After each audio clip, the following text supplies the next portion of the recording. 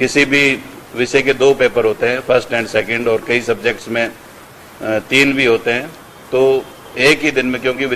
परीक्षार्थियों को बार बार परीक्षा देने के लिए अपने परीक्षा केंद्रों पर नहीं जाना पड़े, उसको ध्यान में रखते हुए एक ही दिन में 2 या 3 पेपर्स हमने आयोजित करवाने का निर्णय लिया है। जैसा कि मैंने बताया कि परीक्षा की अवधि 1.5 घंटे की होगी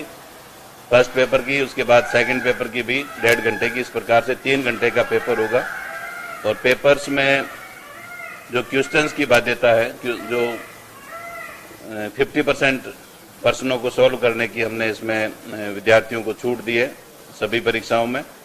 और जो इसमें यूनिट की बाध्यता है उसको भी हटा दिया गया है। किसी भी यूनिट में से एक निर्धारित प्रश्न जो है परीक्षार्थी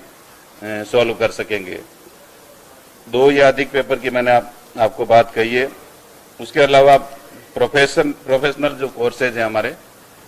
उनकी कक्षाओं के लिए हम लोगों ने ये तय किया है कि वो ऑनलाइन परीक्षाएं भी हो सकती है, और उसकी जो रेगुलेटरी बॉडीज है, रेगुलेटरी बॉडीज का जो कार्यक्रम आएगा उसके अनुसार परीक्षाएं आयोजित करने का निर्णय लिया है। कोविड प्रोटोकॉल का पूरा ध्यान रखने के लिए विश्वविद्यालयों को निर्देश दिए गए हैं कि कोविड की जो प्रोटोकॉल है, कोविड की जो परिस्थितियां हैं, उसके अनुसार पूरी तरह से ध्यान रखा जाए और सेंटर्स को ज़्यादा से ज़्यादा बढ़ाया जाए, क्योंकि कोविड प्रोटोकॉल का ध्यान रखते हुए हमें परीक्षा केंद्रों को ज़्यादा से ज़्यादा संख्या बढ़ानी है, जिससे कि विद्यार्थियों को, परीक्षार्थियों को किसी भी तरह से कोविड की परिस्थितियों के अनुसार किसी प्रकार की दिक्कत नहीं हो। वैक्सीनेशन के लिए भी हमारे तमाम परीक्षार्थी, हमारे शिक्षक,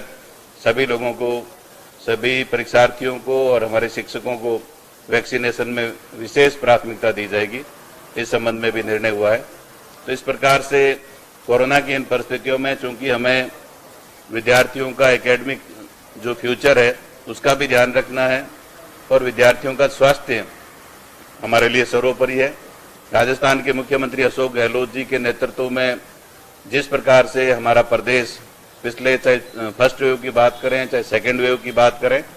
राजस्थान की सरकार ने माननीय मुख्यमंत्री अशोक गहलोत जी के नेतृत्व में आप सबके सहयोग से कोविड के दोनों समय में बहुत अच्छा काम करने का प्रयास किया है। और इस समय भी माननीय मुख्यमंत्री महोदय के स्पष्ट निर्देश है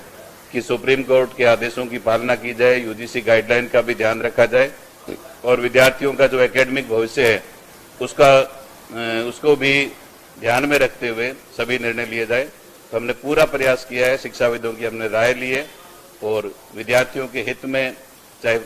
यूजी का स्टूडेंट्स है चाहे पीजी का स्टूडेंट्स है, सभी विद्यार्थियों को ईजीएस्ट प्रोसेस के माध्यम से उनको परीक्षा का हम आयोजन कर रहे हैं और हमारा पूरा प्रयास रहेगा कि कोविड प्रोटोकॉल का पूरा ध्यान रखें, विद्यार्थियों के स्वास्थ्य का पूरा ध्यान रखा जाए। पहला ही सवाल ये है कि परीक्षा के दौरान यदि कोई स्टूडेंट पॉजिटिव है तो ऐसी स्थिति में क्या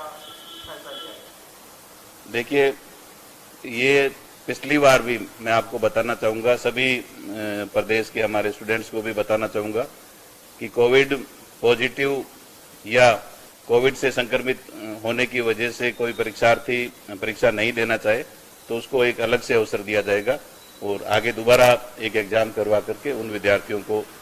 कोविड की वजह से किसी भी तरह की दिक्कत है, वो परीक्षा नहीं दे पा रहा है, तो उनको दोबारा एग्जाम देने का पिछली बार भी हमने प्रोविजन किया था, इस बार भी हम प्रोविजन कर रहे हैं।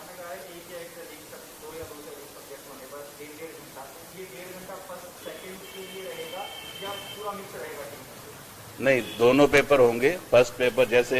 यूजी के स्टूडेंट्स का अगर हिंदी का पेपर है तो मोस्टली 3 पेपर होते हैं फाइनल ईयर के स्टूडेंट के,